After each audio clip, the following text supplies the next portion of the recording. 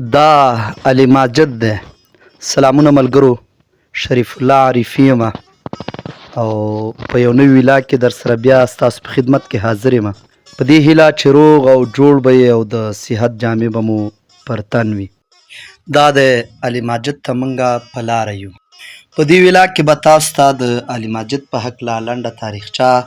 او د علي ماجد داخلي منظر تاسو ته ښایو.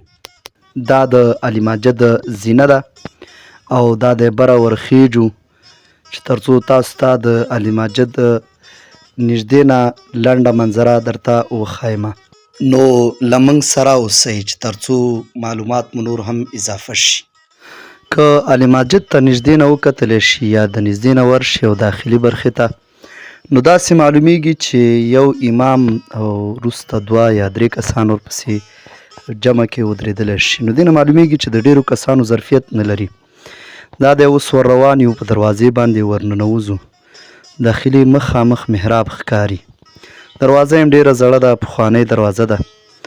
نو ما مخکې وویلې چې دوه کسان، یو امام، دوه یا درې کسان ورسره په جمع کې راتللی شي. دا د داخلي برخه ده، محراب دی. محراب ته شین رنګ ورکولی شوی دی، سرې پټې دي پې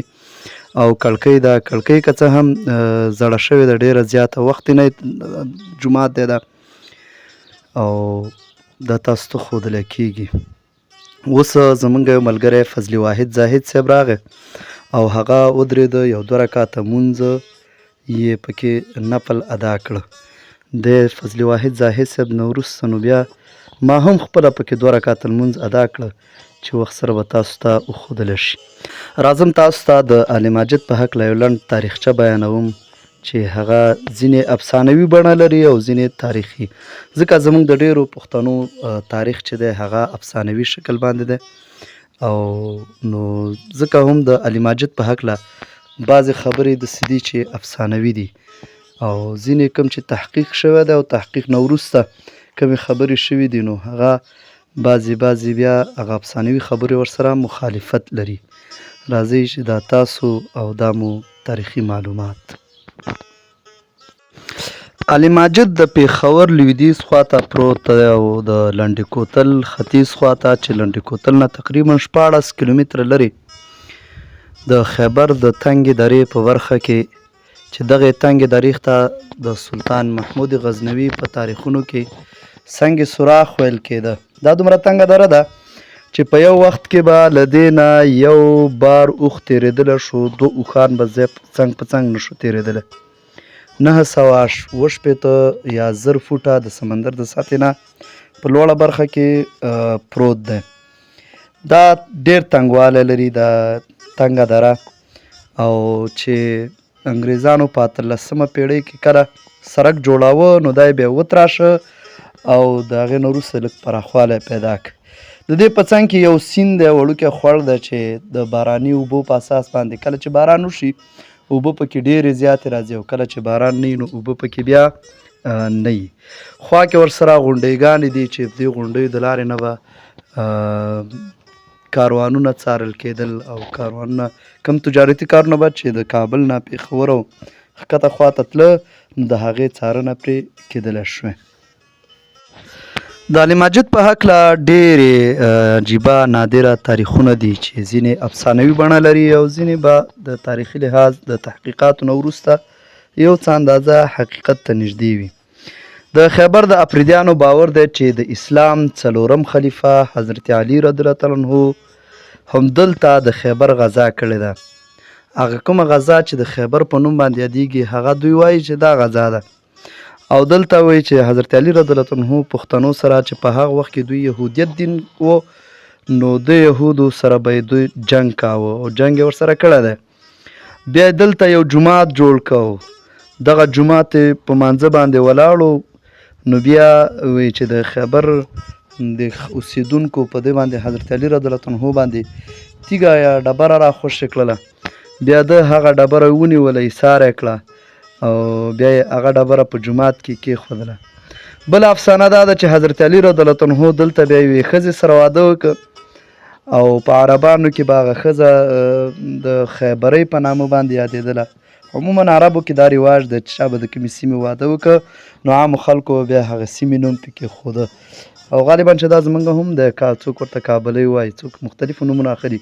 خو دوی خیبرۍ کومه ښځه چې وه نو هغه یې د خیبر د سیمې کړې وه کله چې بیبي فاطمه رضی الله عنها وې د دې خبره شوه نو په قهر شو او